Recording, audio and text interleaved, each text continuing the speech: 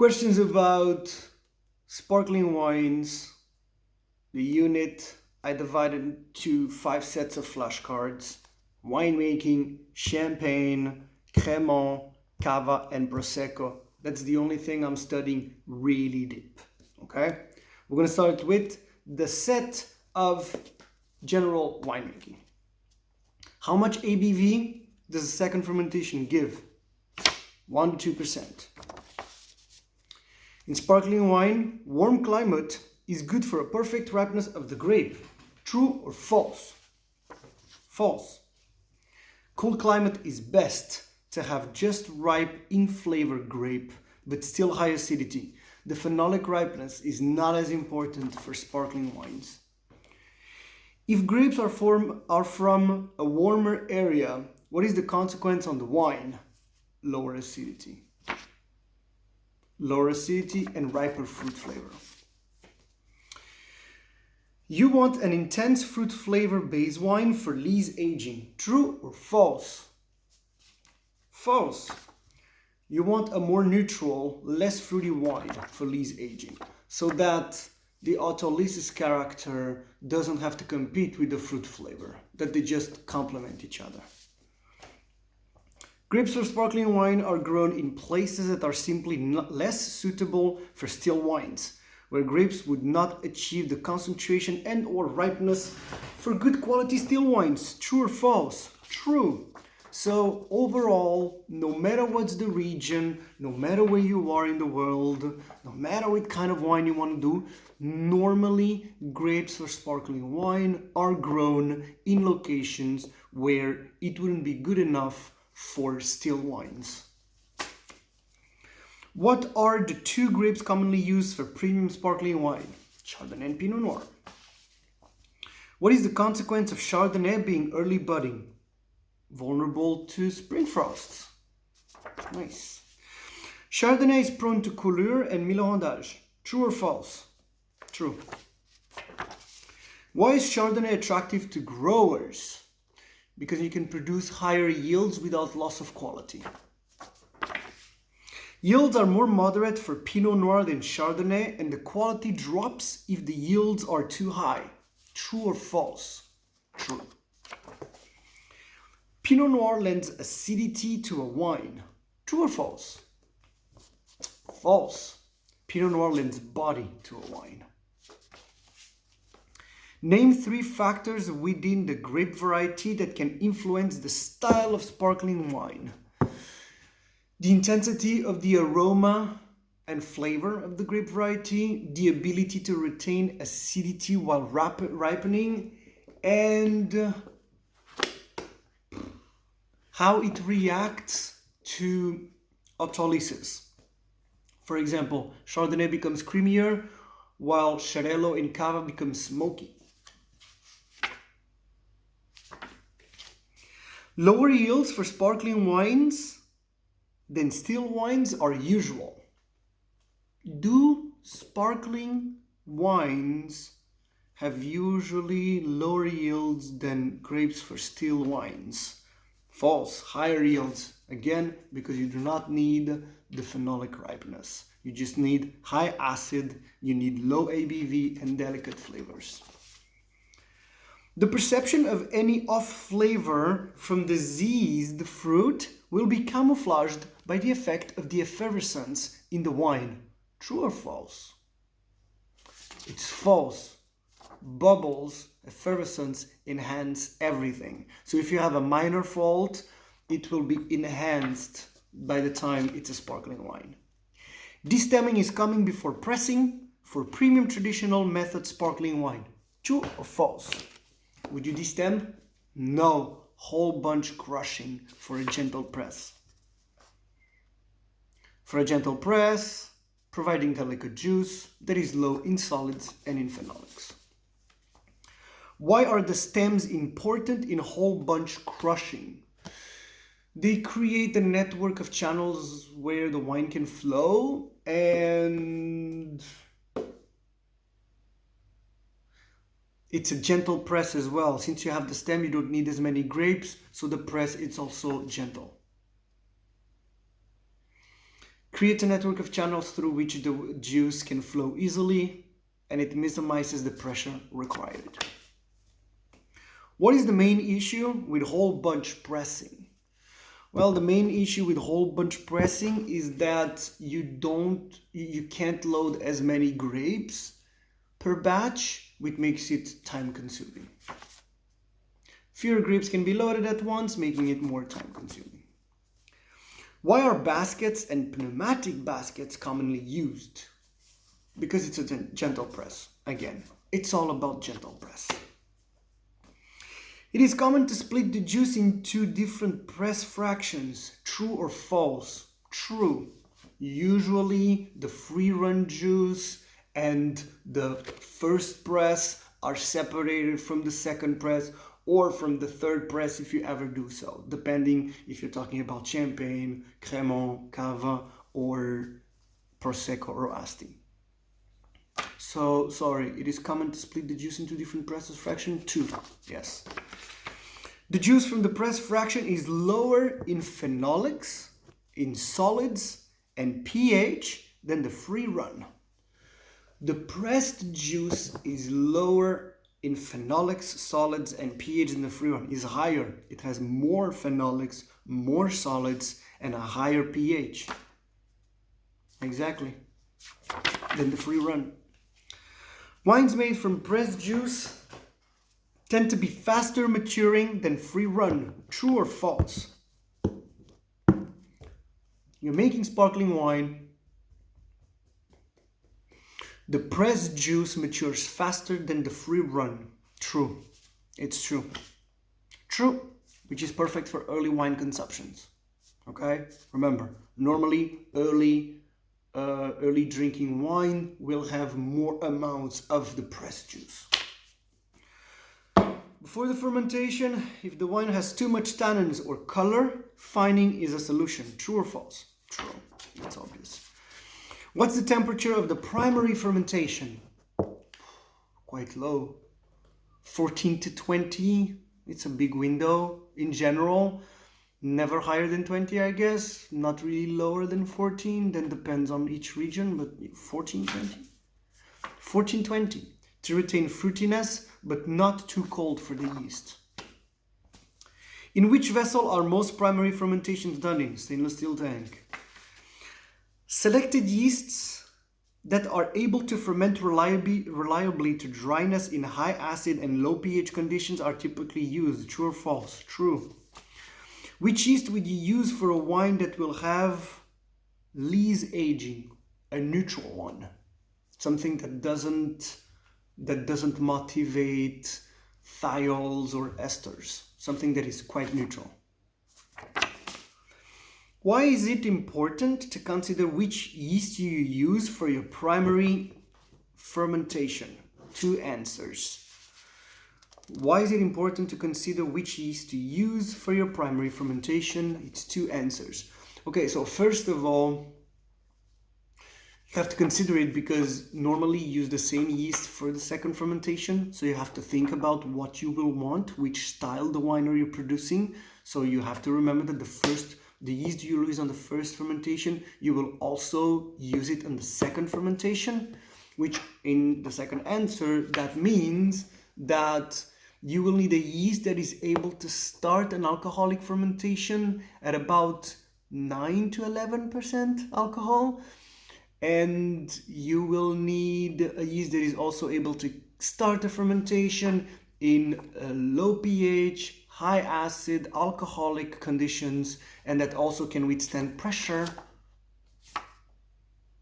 and poor availability of nutrients. What is flocculation? Okay, sometimes I do flashcards like this because there's some words that I don't really know what they mean, so I create a flashcard just so I remember. Flocculation is the clumping of particles. What's the most common available yeast commercially? So okay, I'm also doing this in a way because I also make wine back home, so there's also questions that are a little bit more specific to winemaking because I really like to know this shit. What's the most common available yeast commercially? EC1118, which is called Prise de Mousse. Why would you do malolactic fermentation in your sparkling wine? To remove any excess, like if the wine is too acidic, you might lower that a little bit, and also to enhance the texture, to make it creamier. Why would you sterile filter the base wine if you don't intend to do malolactic? Because then it can happen by mistake during the second fermentation, and especially if you're doing a traditional method sparkling wine, then it's extremely hard, almost impossible, to fix it in bottle. If you wish for oak flavors in your wine, why would you only put a portion of your base wine, in oak instead of all of it? Again, we're back to a question a little bit earlier. Effervescence will magnify anything. So if you have too much oak already on the base wine, the moment it becomes sparkling, it's even more noticeable. Give one example where blending is important to achieve balance. So there's actually two examples here. Pinot Noir, for example, can lend body to a blend, while blending in Chardonnay can give a higher acidity. So you can use blending two different grape varieties to achieve balance. Or you can simply use one grape variety. Let's imagine you only use Chardonnay, but you have one plot of land where the grapes are way riper than another one. So you blend them so you can achieve balance. Give one example where blending, this is all about blending for the next ones. Give one example where blending is important to achieve consistency. I don't really remember this one. To achieve consistency. Oh yeah, non-vintage champagne is a good example of blending to achieve consistency. You blend so that you have a house style, so that from one year to another, there's not a lot of changes. Give two examples where blending is important to achieve a style of wine. Cheaper versus premium. Two examples. So a producer may choose that their least expensive wine is gonna be an early drinking style, and therefore you want to create a more approachable style with more ripe fruit and less acidity. So you want something that is a little bit more youthful, refreshing, but riper fruit, not as much acidity because it's not going to be for long lees aging or long aging. And on the other hand, for the premium one, for the top wines, it may be styled to be suited to longer aging, both on and off the lees, and therefore you need more concentrated flavors and a higher acidity. And therefore you will have more concentrated flavors and higher acidity. Give an example where blending is important for complexity. So, blending for complexity. So, you might blend a youthful base wine with an older base wine so that you can get both fruitier and older primary and tertiary characters. So, you enhance complexity. Or blending a wine that was in stainless steel tank with another one that was on oak, so that you have again more complexity.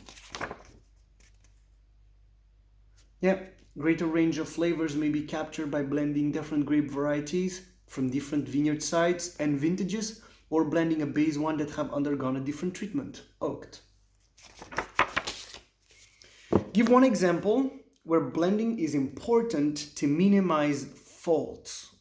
So if you have a base wine that has a minor fault, you can fix that by blending it with a bigger amount of wine, and then you can fix that problem.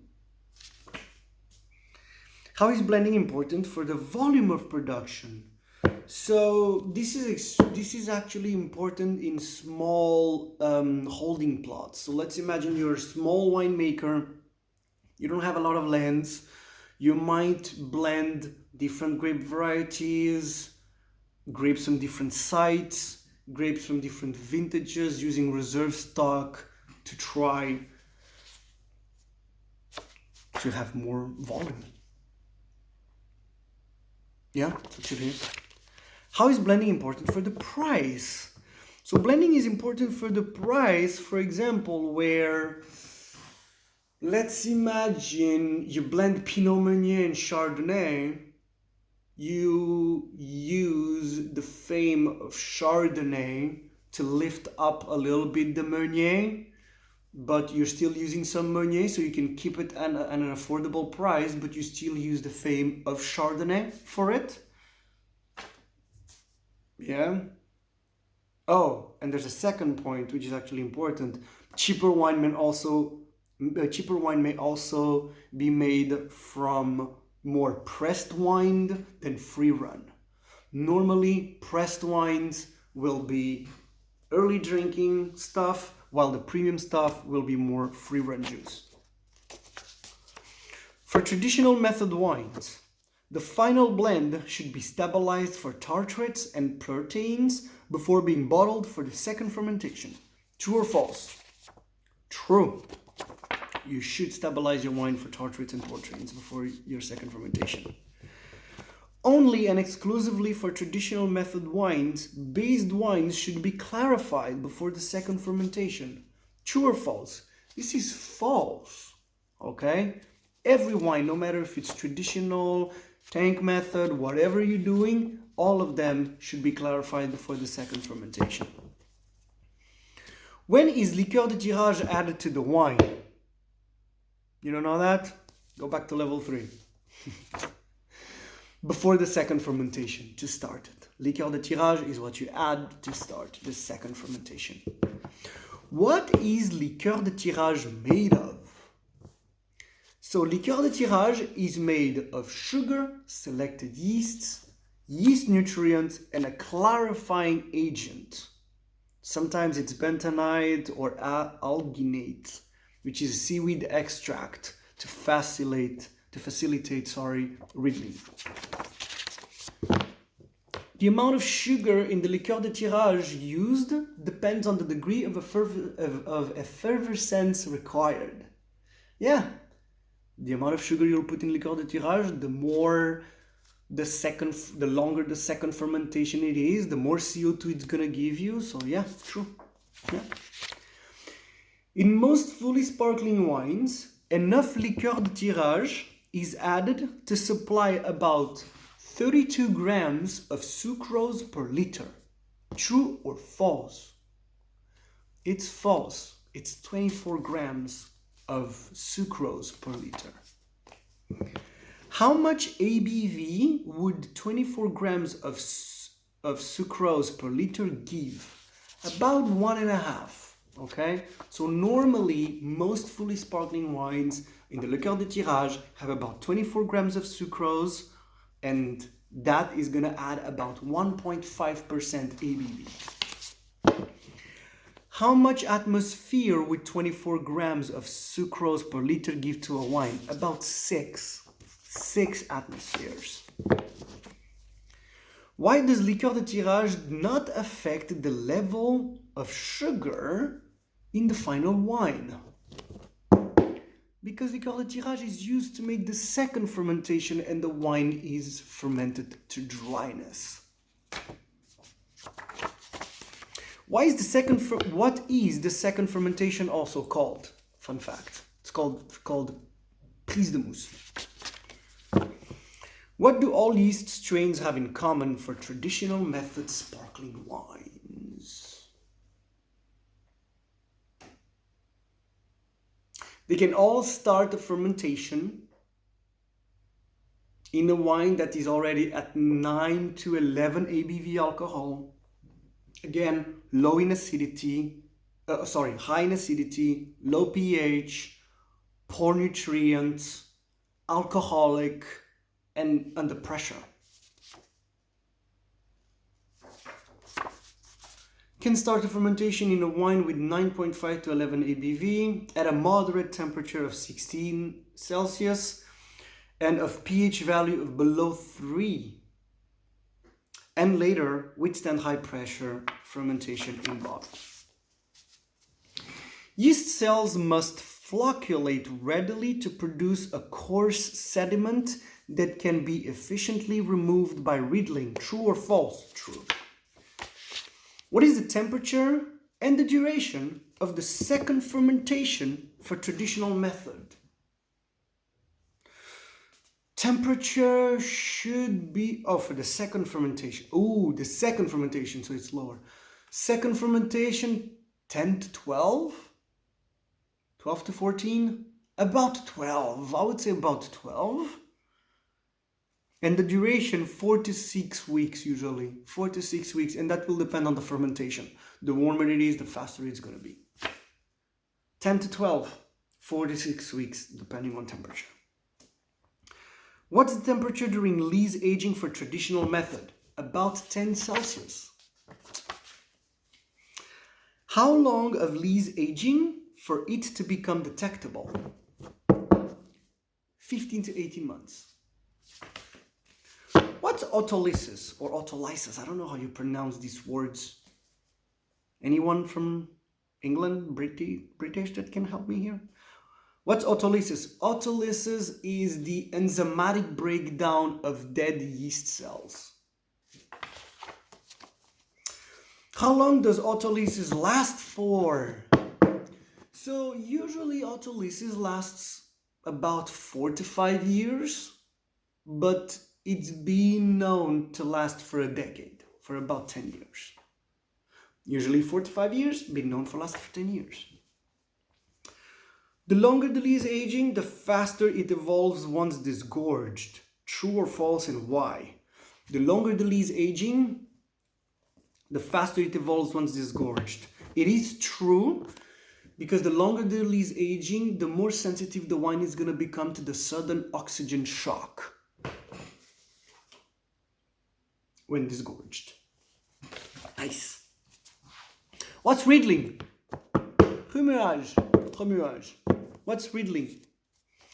Concentrating the yeasts, the dead yeasts, the solids to the bottleneck. Slowly. How long does riddling usually lasts for? Riddling usually lasts up to 8 weeks if it's done manually. If it's in gyro pallets, 4 days, 5 days. 8 weeks manually, 3 to 4 days gyro pallets. If the wine has to be stored before disgorged, how is it stored? It is stored sur pointe, which means upside down so that the yeast still stays on the bottleneck. What is the first step of disgorgement? When you disgorge your wine, before you do that, what's the first step? You always chill your wine to about 7 Celsius. You do not want to disgorge a warm sparkling wine. Too much is going to come out. You want to chill it to about 7 Celsius, and then you're going to freeze the bottleneck in brine, in freezed brine, so that you can remove the lees. Yeah. After disgorgement, what happens? Well, after disgorgement, liqueur d'expédition is added, and you put the cork and the foil and all that thing, and you sell it. Liqueur d'expédition is added, the bottle is fitted with cork, a wire muzzle, and metal capsule. Way more defined answers from the flashcards than from myself. What is liqueur d'expédition made of? Liqueur d'expédition is made of... Liqueur d'expédition is made of a base wine, sugar, which is known as dosage, and that's it. Base wine and sugar. So yeah, base wine, mixture of wine, sugar, or RCGM. What is the role of dosage? The role of dosage is to balance the acidity in the wine, which is especially important in young wines. The perception of acidity rounds out with age. Thus, the older the wine at disgorgement, the smaller the dosage required. Okay? So you can assume that late disgorgement champagne will have less sugar in dosage. What's the Maillard reaction? The Maillard reaction is when the flavors created by autolysis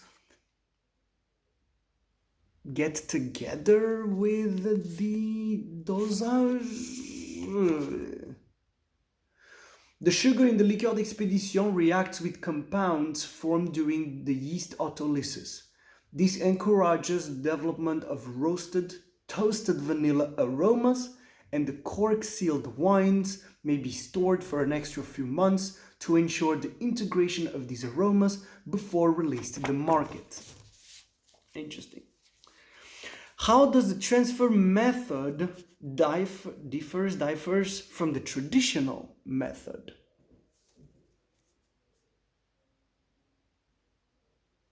Transfer method differs from the traditional method. There's no riddling. You empty the wines into a pressurized chill tank and you filter the yeast out. What's unique about the ancestral method? The ancestral method, which is what's known as Pneumatic somehow, is when you have a partially fermented must bottled so that the fermentation finishes in bottle. And so any sugar that might be there are all from the first fermentation. There's only one fermentation. And you can choose if you want to disgorge or not. Partially fermented must put into bottles, and the remaining sugar is converted into ABV and CO2. Disgorgement may happen or not. Petnat is made this way. Tank method is perfect for fruity wine since it hasn't long yeast aging. True or false? True, obvious. Is the first fermentation for tank method at lower or higher temperature? And why? Lower to remain fruity. To keep the fruit, to retain the fresh floral and fruity aroma and flavors. For the tank method, what do you do to stop the fermentation once you reach the desired pressure and residual sugar? You're making a sparkling wine in the tank method. You reached the desired pressure and residual wine that you wanted. How do you stop the fermentation? You cool the wine at -5°C. Would you do lees aging using the tank method? And if so, for how long and why? So, tank method, you usually do lees aging for about 9 months, and then that's it. Because the tanks are quite expensive, so if you do longer than that, it doesn't become economically viable anymore. So normally, no more than 9 months. The wines may be aged on the lees for up to 9 months. If a lees matured attribute is desired, however, the expensive reinforced tanks are then tied up for months. Many of the economic advantages to this system are lost. What happens during the second fermentation in the Asti method? Asti method, what happens during the second fermentation? Guys, there's no second fermentation in the Asti method. Go back to level 3, man. The hell? Explain the Asti method. So, this is actually a long one, so it doesn't get too long. I'll just read right away what's in the card. The must is fermented in pressure tank. During the first stages, CO2 is allowed to escape. Once the wine has reached an ABV of about 6%, when you want a wine of 7.5, the tank is closed, trapping now the CO2.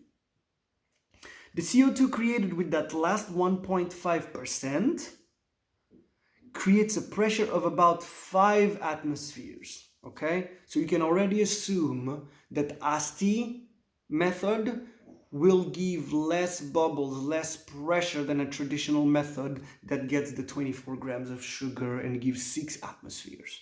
So you will have 5 atmospheres. Fermentation is then stopped by chilling the wine to retain the sugar desired.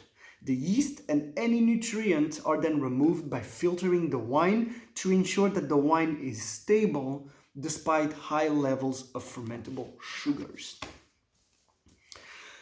And now the last few questions. What's the level of residual sugar in Brut Nature? 0 to 3, no dosage allowed. Yeah. Level of sugar for Extra Brut? 0 to 6 for Extra Brut. 0 to 6 grams per liter, sorry. Level of sugar for Brut? 0 to 12. Extra Dry? 12 to 17. Which is most Proseccos? Most Proseccos are Extra Dry, 12 to 17. Level of residual sugar for Dry? 17 to 32. Medium Dry? 32 to 50. Sweet? 50 plus. And then the last card was actually a card where I put them all together so it's easy to remember. Brut Nature, Extra Brut, and Brut, they all start at 0. Brut Nature 0.3, no dosage. Extra Brut 0.6, Brut 0.12. And then Extra Dry, they just start where the other one started. So Brut 0 to 12. So then Extra Dry 12 to 17. Dry 17 to 32. Medium Dry 32 to 50. Sweet 50 plus.